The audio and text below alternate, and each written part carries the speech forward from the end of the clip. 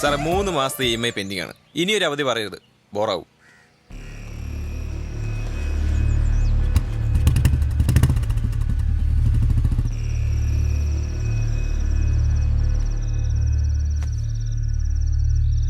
നമുക്കേ ടോമിച്ചായനോടൊന്ന് പറഞ്ഞു നോക്കിയാലോ? അത് വേണ്ടെന്ന് ഞാൻ ആദ്യം പറഞ്ഞല്ലേ. എന്നാ ജയമോഹൻ സാറിനെ തന്നെ വിളിച്ചിട്ട് ഒരു റീ എൻട്രി. അറിയാലോ, ബാങ്കിൽ നിന്ന് ഇപ്പൊ തന്നെ കുറെ പ്രാവശ്യം വിളിച്ചു. ശമ്പളം കുറച്ച് കുറവാണെങ്കിലും സാരമില്ല, തൽക്കാലം മനുഷ്യൻ കുറച്ച് സ്വസ്ഥായിരിക്കട്ടെ. അന്ന, എനിക്കറിയാം. ഞാൻ എന്താ ചെയ്യാ പറയൂ. It's okay.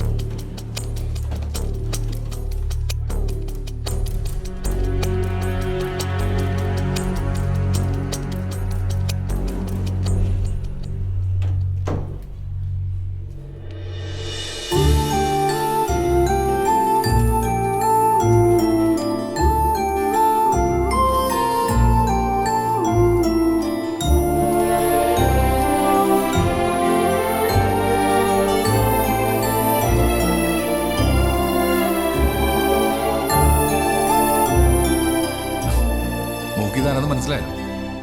ഇത് മാധവ് അങ്കിൾ, ഇത് ജെറി അങ്കിൾ.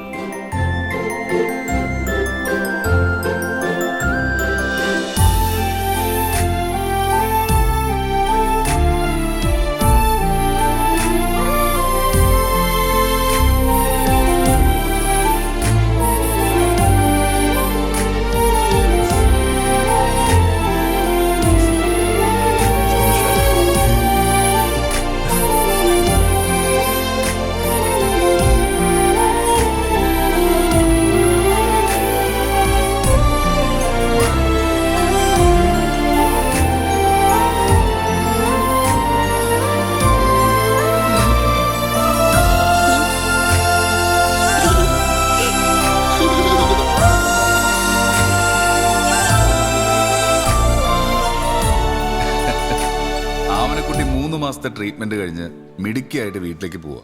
പോകുന്നതിന് മുമ്പ് ഒരേ ഒരു ഡിമാൻഡേ പറഞ്ഞുള്ളൂ, നിങ്ങൾ രണ്ടുപേരും കാണണം. അല്ലേ മോളെ?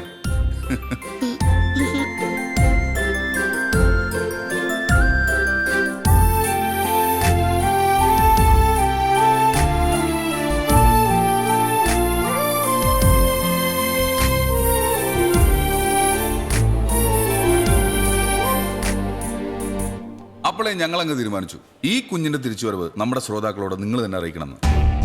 നിങ്ങളല്ലേ ഈ മോൾക്ക് ലൈഫ് കൊടുത്തത്. നാളത്തെ ഹലോ നമസ്തേ ഇന്ന് ഈ ഹോസ്പിറ്റലിൽ നിന്ന് നമ്മൾ റിക്രൂട്ട് ചെയ്യുന്നു. വെൽക്കം ടു അലോഫം. ഇത് അലോ നമസ്തേ ടൈം. ഇന്നത്തെ പ്രസന്റേഴ്സ് ജെയും ഒബോ അല്ല, 2 സെൻസേഷണൽ RJs ആണ്. അത് ശരിയാണ്. ജയ്യും അബും അല്ലാതെ വേറെ ആരായിരിക്കും എന്നായിരിക്കും നിങ്ങൾ ആലോചിച്ചുകൊണ്ടിരിക്കുന്നല്ലേ? അബു പറഞ്ഞ സത്യമാണ്. ഞങ്ങൾ ആ സസ്പെൻസ് പൊളിക്കാൻ പോവുകയാണ്. Yes. ഹലോ എഫ്എമ്മിന്റെ സ്റ്റാർ RJs ആയിരുന്ന ജെറി ആൻഡ് മാധവ്. യെസ്.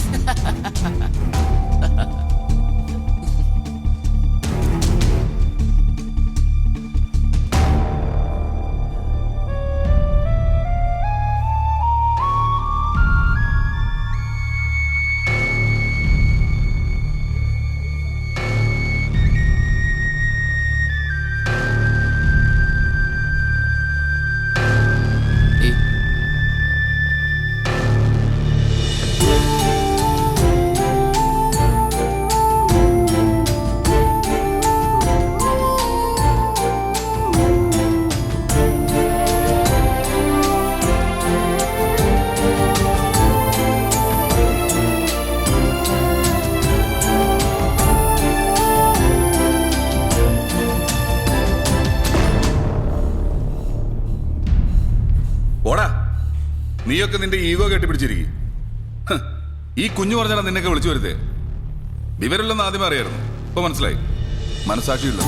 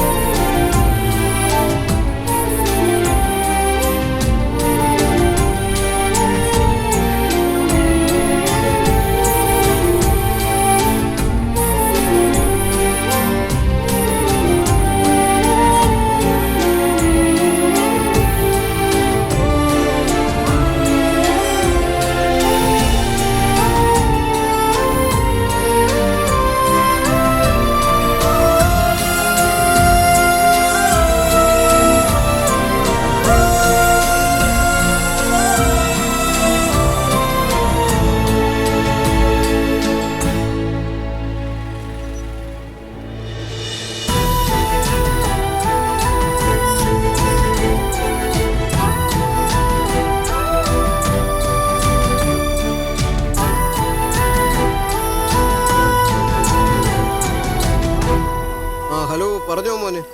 ആ പക്ഷേ നിങ്ങൾ പറഞ്ഞ എമൗണ്ടിന് തന്നെ തരാം. നാളെ തന്നെ നമുക്ക് എഗ്രിമെന്റ് വെക്കാം.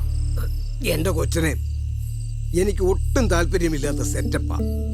പക്ഷെ കൊച്ചനൊരു കാര്യം പറയുമ്പം ഞാനൊരു 5 രൂപ അങ്ങ് കുറയ്ക്കും. എന്നാ പിന്നെ ഒരു കാര്യം ചെയ്യാം.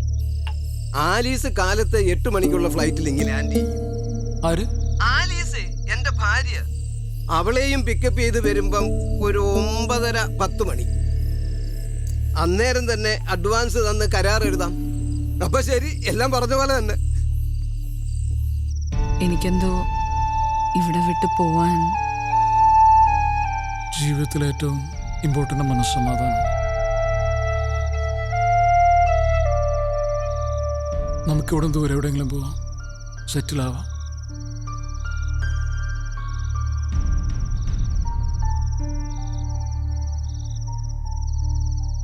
ആ ശരി. നാളെ രാവിലെ തന്നെ ആള് വരും പ്ലാവ് മുറിക്കാൻ.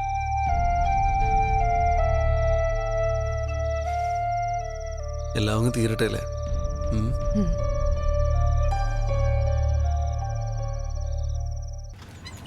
തള്ളി തുറക്കേട്ടാ. ഇതെന്നാന്ന് തോന്നടേ.